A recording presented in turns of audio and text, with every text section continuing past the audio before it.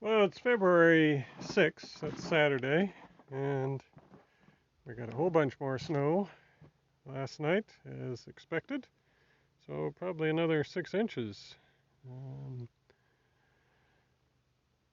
top of the 4 or 5 inches from yesterday, so it's a very wintry scene. So I want to carry on with my Mars theme. Excuse me while I put my gloves on.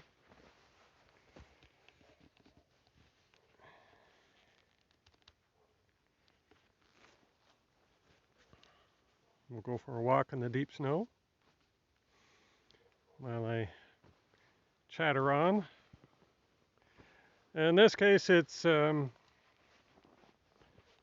the first cruise. Let me see if I can get it to just follow my face again. The first crew. All right, remember I said it was going to be an oof crew. Only old farts. Well, this is going to be fun walking in this deep snow. And I'm going to focus on just the first crew for now, but also three primary members of that crew, which I think are going to be critically important. So, a minimum of 6 people. That's what my thoughts are. It can be more, but remember, as I've always been saying, is this is a deadly risky adventure. So you want to keep the numbers down as much as possible, I suppose.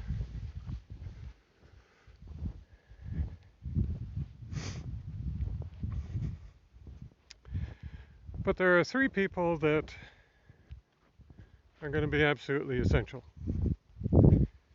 You need a cook, you need a janitor, and you need a mechanic, a handyman.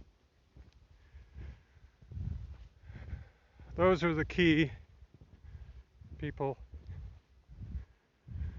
that will allow not only the mission to survive, but also to set up the parameters and protocols for successful follow-on missions. So partly I'm taking that from historical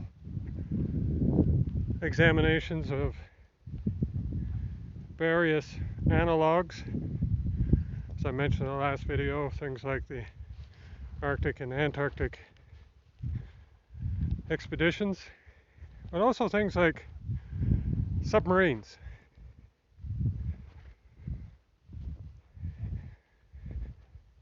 And the first thing that you know, and I think I'll probably stick with just the Antarctic, where there are substantial bases. And I've known some people that have gone down and worked there. But the first thing that you really notice is that the support staff far outnumbers the scientists, the researchers. There are a couple of main reasons for that.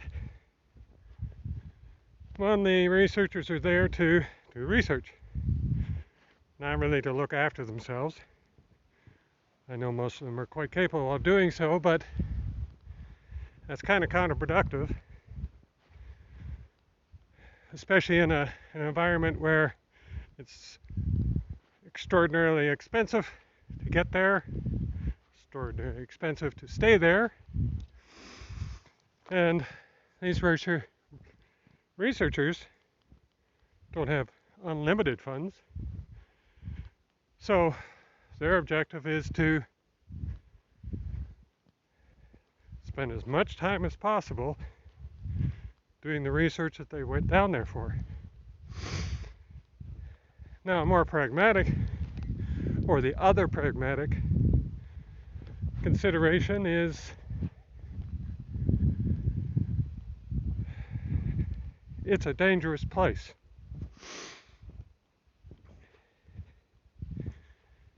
And you can get into really deep trouble really, really quickly. And you need experts in coping with that sort of environment. Look at that background. Isn't that beautiful?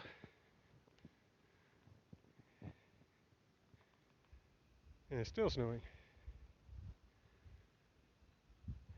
So you need a whole bunch of experts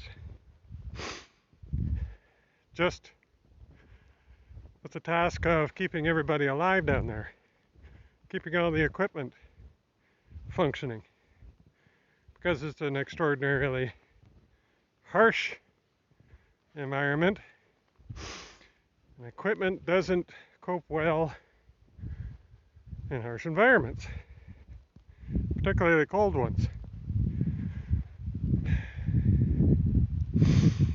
I know myself, when working in the deep winter, doing things like line clearing out in Alberta,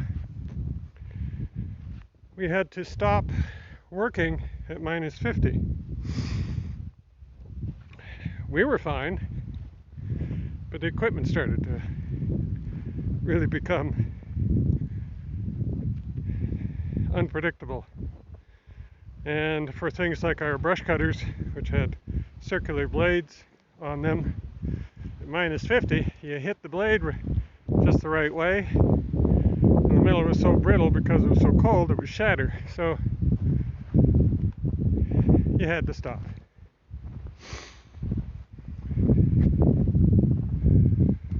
The key point here is that you have this staff, support staff, who spend their lives becoming experts at staying alive and keeping others alive as well. Now, you go to Mars,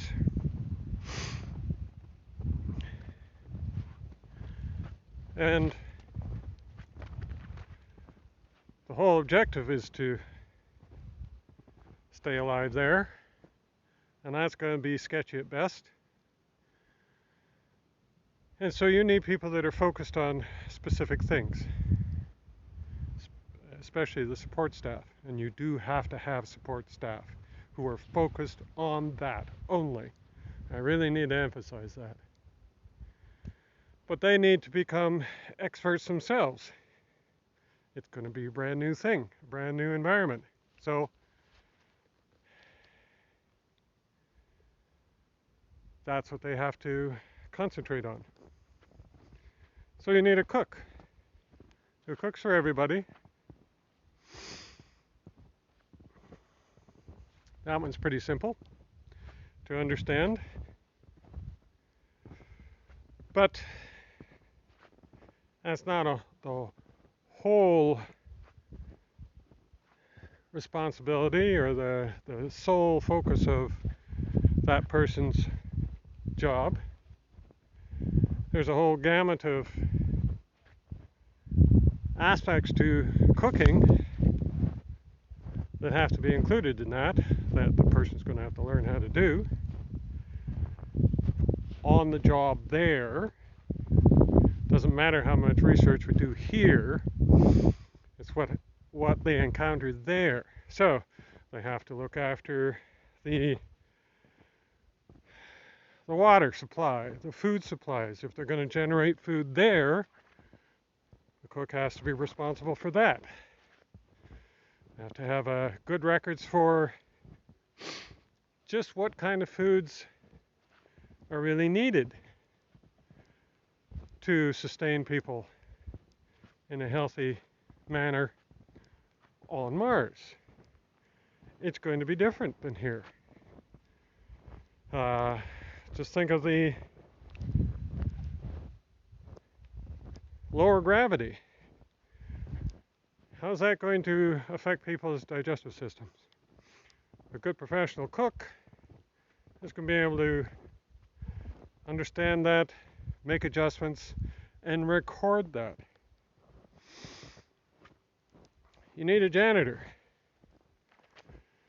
I think a lot of people are familiar with the moon expeditions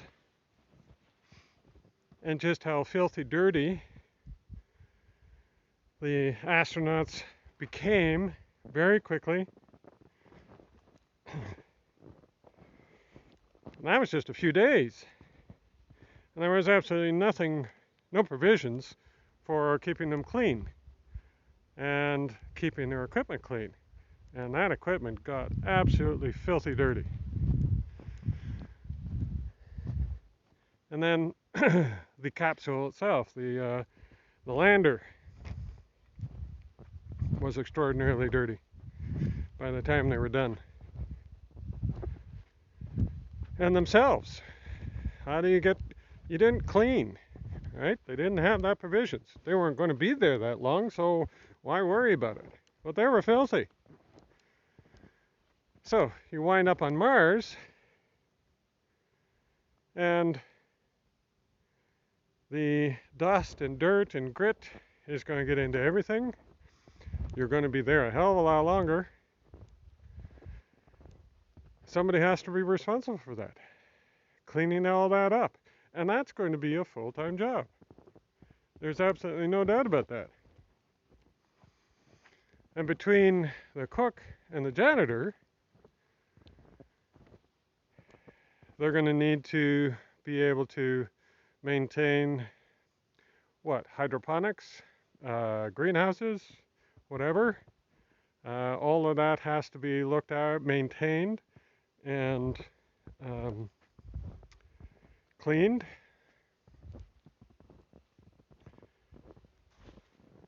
And they're going to have to learn how to do all that.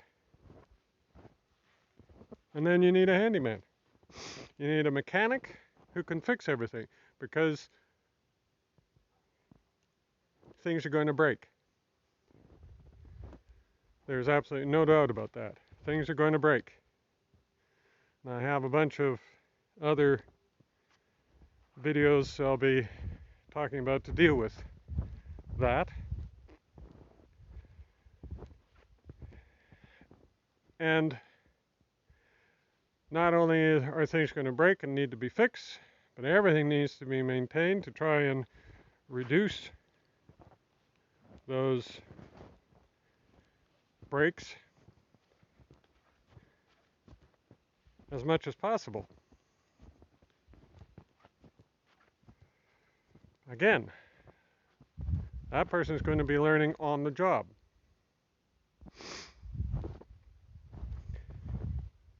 So, 3 critically important people that have to be integral part of the first mission. Now, a little kind of semi-plug for myself. I could probably either be the janitor or the cook. Those skill sets I have. Handyman I probably could, but not at a technically high enough level, although I could brush up on a bunch of stuff. But not on a high enough technical level to be suitable for that role.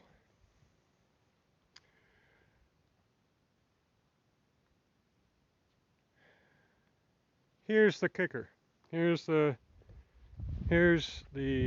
really important part to consider seriously. You send 6 people, only 3 people come back. The 3 support staff have to stay at least one more rotation. So you send 6 people first. Your janitor, your cook, and your handyman stay. 3 return to Earth. The next crew comes with another 6, let's say, to keep it simple, with 3 more support staff, and the people that have remained on Mars train the new people. You absolutely have to have that. There is absolutely no way that you can justify sending 6 people there and bringing 6 people back and then sending another crew, fresh crew out on such an extraordinarily expensive and dangerous mission. You must be able to bootstrap the whole thing, the whole enterprise, by having experts on Mars for the next crew to up the game so that you're not undoing things. It doesn't matter if you bring those 3 support staff back with you and have discussions and training on Earth to prepare the next crew. It's not the same thing at all. You have to have them stay there. So that the original 3 stay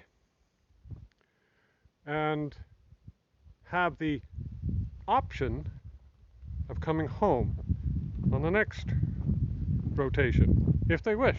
They may stay. Personally, I think I would, if I was selected, my objective would be to stay and never return. I may change my mind when I get there, but I think I would want to remain. I'm certainly going to be old enough that the trip back would be boring at best. But I think that that is a critically important feature to consider.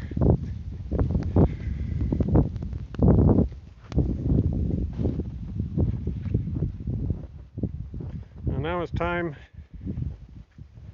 to find my driveway. If I can get my tractor started. One of those things that you have to consider when you're out in the boondocks, and hopefully everything works. Maintain your equipment well. You don't have to worry about it too much. Okay, more later.